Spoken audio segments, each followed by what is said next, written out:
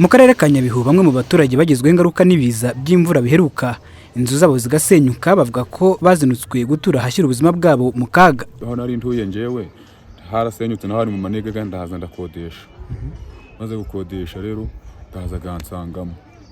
Ubufasha rero nagira kubera mfite igitangire aho nakiguza hatari amanegeka, bamfashe bakampa n'utubati nagisakara.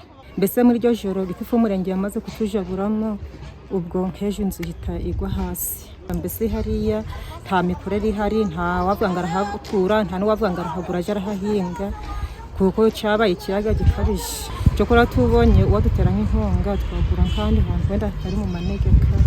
Minisitiri w'Ibidukikije Dr Mujawamariya Jeanne d'Arc asaba ubufatanye bw'abaturage n'ubuyobozi bw'akarere mu gushakira umuturambye ikibazo cy'abatuye nabi. Turi gukora ubushakashatsi ngo turebe ese ni nyuma y'imyaka ingahe ubundi tugira iyi myuzure, ni nyuma y'imyaka ingahe tugira ubutaka bwaridutse, ni nyuma y'imyaka ingahe tugira amapfa, ngira ngo nabyo murabizi.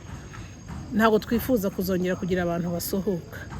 Abantu batura aho bagomba gutura, bahinga aho bagomba guhinga, ahatagomba guhingwa kandi hatagomba guturwa tuhatera amashyamba. Ariko n'ubuyobozi bubaherekeze bubereka ikigomba gukorerwa buri hantu. Umuyobozi w'akarere ka Nyabihu Mukandayisenga Antoinette avuga ko hari site zimaze kugaragazwa ko zishobora guturwaho hirya no hino mu mirenge, imbaraga zikaba zigiye gushyirwa mu gukurikirana ko ntawubaka hatarabugenewe. Ariko nanone wareba uko akarere kacu imiterere yako imeze, ugasanga ushobora kuba wagenda nko mu murenge hose, ugasanga mu by'ukuri ahantu uri bubashe kubona heza watuza birimo biragora kuhabona.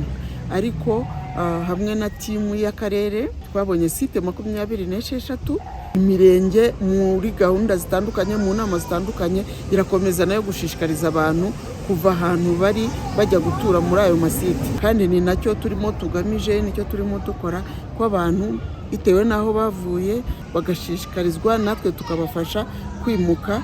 Kugeza ubu imiryango ituye ahashobora gushyira ubuzima bwayo mu kaga mu karere ka Nyabihu iracyabarurwa. Icyakora ibiza by'imvura biheruka byasize abaturage bagera ku 2,000 bavuye mu byabo, bakaba biganjemo abari batuye nabi. Patience Ishimwe mu karere ka Nyabihu.